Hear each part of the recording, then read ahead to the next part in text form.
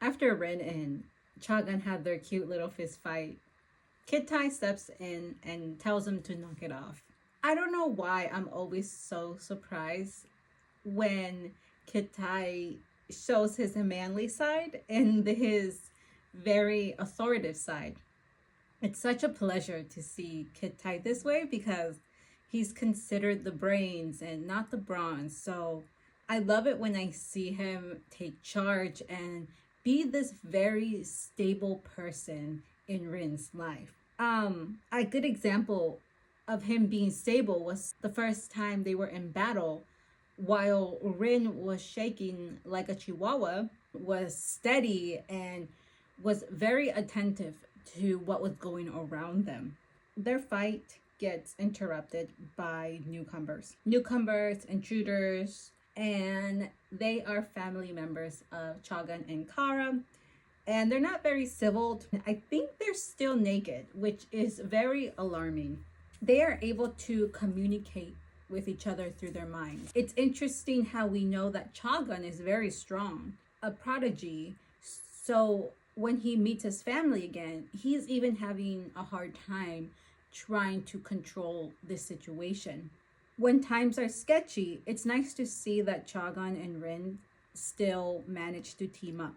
But it's even funnier when Rin is thinking about running away with Kid Tai and leaving them behind.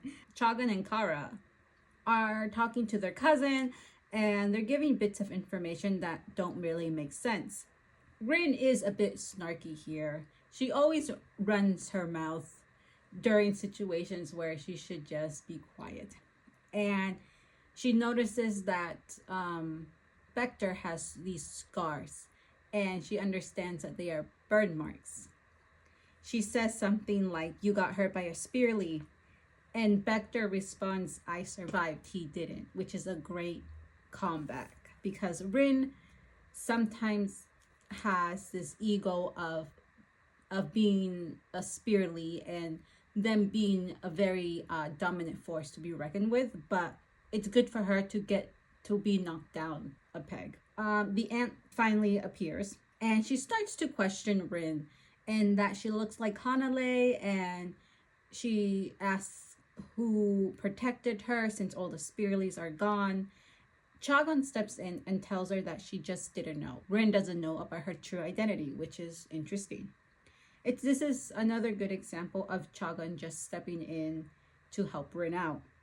With Chagan stepping in to help out Rin, it brings up Vector, who comes in and makes fun of Chagan and starts to talk about his letters and how he also said he could help and fix Alton. And this whole interaction just reminded me of like, "Daddy, I love him and I can fix him." It's so funny, and I feel so bad for Chagan being called out in this way. It's hilarious. I love it, and super embarrassing for Chagan. The aunt of Chagan and Kara, the Sarkhansia, tells the twins that they will no longer be surveilling the Psyche. They will have to come back to the clan. The Sarkhansia says that there will be no more shamans. Rin gets upset. Every time someone tries to take Rin's power away from her, she immediately goes into like this attack, this stress, the anger comes out, and honestly the bratty side comes out of her. All I'm hearing in this moment when she's talking is a bratty little voice saying, "You can't do that." She says that the gods don't belong to you. You can't take access to the pantheon away. The aunt, the Sarkhansia, tells Rin, "You know nothing of the pantheon, and you're just a child. You don't know the depths of the pantheon like we do. You think these are toys, and you think you can just summon them and use them anytime you want." And I fully agree with her. I am on her side completely. The gods are not tools to be used. They are powerful creatures and should never be summoned. I compare the gods to demons because They whisper to you, they promise you things, and surprise, surprise, these promises come with a price and with consequences. They also bring evil to the world. The Phoenix, Phelan, literally chaos to the world. The gatekeeper brings inhumane things into this realm that should not be here. In book one, they literally had to fight off this creature. And who brought in this creature? The gatekeeper. Did it save their lives? It sure did. But it doesn't belong in this world. Rin goes and says, "You can't tell me what I can and can't have," like the bratty child she is. The Sarkhansia takes her into this memory where we see the trifecta at a very young age. Rin goes into detail one by one, and she mentions how Daji is beautiful and young and still fearsome. She goes into describing the Dragon Emperor, who looks very beautiful and very similar, someone belonging to the Yin house. And she's describing him looking like a mixture of Naja's family, someone who brings people to him to kneel. We also see Jung, the gatekeeper, Rin's master, and she remembers him as a really loose canyon in book one. But when she gets a look at her master now, he's very cruel, and she sees that this is the gatekeeper that people were so afraid of. From this memory, it's a very important lesson for Rin to just remember. She learns that the trifecta actually gained their shaman powers by Chagan and Quara's family. And they're the reason why they have the Nikaras, or the trifecta, have this shaman knowledge. They also sheltered them. And now, with this memory, she's seeing how the trifecta has backstabbed them and is planning to take over some of their lands. Daji tried to explain to Rin the importance and the dangers of the experience. The Sarkhansia here is showing Rin how the trifecta became this deadly, and look what became of them because of the shaman powers and knowledge that they gave them. Before she exits this memory, she sees the trifecta getting rid of the people, this battle going on, and she hears the Sarkhansia, "We gave the Nikara the keys to heaven, and they betrayed us." So because of this, the ant decides to end Rin's life. Rin starts to beg for her life, and again, she sounds like a little whiny girl when she's begging for her life. There's no pride when she is begging for her life. Okay, Chagan steps in and vouches for her. It's surprising, but also not surprising, since Chagan looks after the psych. Chagan stepping in to help Rin. I feel like it comes from him protecting the psych, which I know he does and he will do. And it's also because of Alton. Chagan mentions how Rin could overcome the Phoenix and that she no longer is reliant on opium. She's clean. Do I think Rin can overcome the Phoenix? Absolutely, she can. The only thing standing in her way is her self-worth, her weak mental state, and her attitude when she's in trouble. Because when she's in trouble, she freaks out and she also self-sabotages herself. Can she overcome the Phoenix? Yes. I think she can become a really great shaman if she works on herself. The Sarkhansia goes in and checks out Rin's seal and finds out that Daji is actually very scared of Rin. I'm a little confused here why Daji is scared of Rin. I do consider Daji a greater opponent than Rin.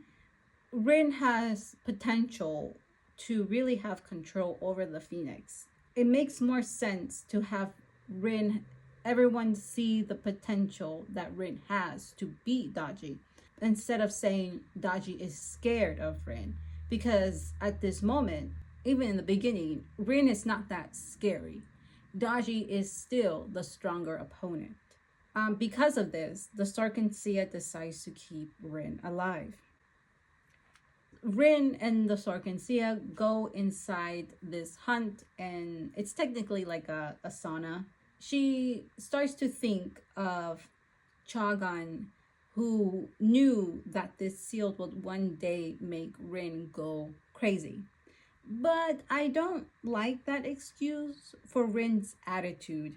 Later down the story, it feels like a cop out for her because she's already a brat and she's already quite crazy. I don't want the sealed to be the reason or an excuse why people tell her, oh, the sealed made her crazy. No, absolutely not. Rin was already crazy. Rin already was so angry at the world. The sealed probably enhanced it, but Rin, there's no excuse for Rin's attitude. The sealed should not be that excuse people use to explain her incredible nasty attitude later down the line. Rin starts having a illusion, and this is where things get quite interesting. So she's at this dinner, and the guests are all the people she knows: the psych teachers, Kitai, and Alton. This Alton is the complete opposite of the Alton she knows and acts like a big brother to her. I'm gonna add a question mark there. But this Alton is showing possibly jealousy towards Rin's engagement, since this is a engagement dinner.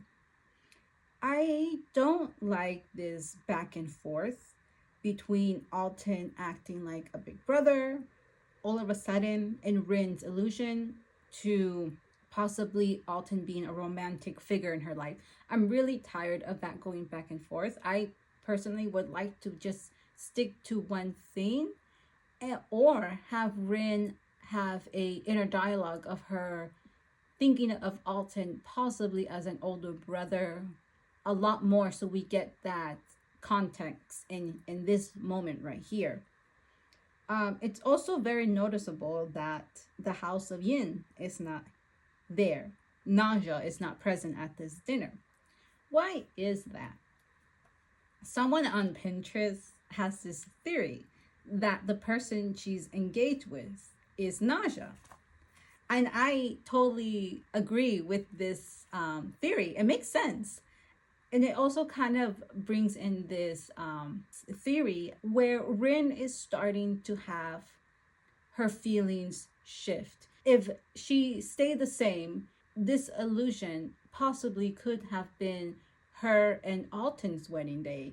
But instead, he's not involved in a relationship with her. So it's interesting to see how maybe her feelings are starting to shift. Like she no longer is looking at Alton so romantically as she used to. This illusion also feels like a girl's diary entry where she's at her wedding dinner, everybody she knows is there, and that she's marrying a warlord's son, and it's kind of silly and it makes me giggle. I don't know, I know that it's not that funny, but I find it hilarious, and I think this is something a girl would write in her diary explaining her perfect wedding day. It's funny. So she's having a hard time getting out of this illusion, and Alton is becoming very aggressive, which is who he is in real life. And he forcibly kisses her, which Rin doesn't want. She absolutely does not want this. But when it comes to Alton, she's very weak and she can't get out of this illusion. The Sarkhansia comes in and tells her to get a hold of herself and that she has the power to make him go away. He only has the power that she gives him. Rin says that she is trying, and she sounds like a huge... She is in this very vulnerable state. But I really don't like how she has a lot of trouble when it comes to Alton. She's had all of book two to really confront her emotions and really go into a state of mind where she can force him out. She's had a lot of time, and at this moment, she needs him out so she can get rid of the seal. There is a moment, we do get a moment when Rin starts to stand up for herself and says that she's done with the idea of him. She no longer wants to be him. This is excellent. This is all good. This is the moment I've been waiting for. And I personally do think it should have happened a long time ago. She's blaming him, this Alton, that's not real, by the way. She's blaming him for these horrible things that have happened to her. But in the end, no one makes her do anything other than herself. If I could give some critique here, it would be Rin facing her mirror self, because she's blaming a lot of these actions on Alton. Alton can't hurt her anymore. He's gone. That boy went away to save her life. I did get the impression that Alton wanted to leave this world. He was ready to rest, and he gave that final moment so Rin can live. Maybe that's not enough for Rin to have closure, because she's so attached to him. But I wish the story was arranged in a way where Rin is facing herself, because she is the one creating these illusions. She is the one creating shadows that are not there. I think she blames Alton for things that are her fault. I really would have liked to see the book arranged this way. She could have a moment where she is facing Alton and is able to detach herself from Alton a lot sooner in book two, maybe when she was getting herself clean. I think I would have liked to see that. And then her getting sealed, because she is the one, it's her that she has to face. It's her telling herself these nasty, cruel things that are not true. In this situation right now, her kind of standing up to herself in front of Alton, it feels a little immature because Alton can't hurt her anymore. I feel like now she has to confront herself. She needs to tell herself to back off and have compassion for herself, because she's allowed to have compassion. So if I could rearrange this book, it would be that. In this moment, it would be Rin facing Rin and her gaining freedom, because now she understands that her worst enemy is herself, and only she can bring herself down and she can lift herself back up.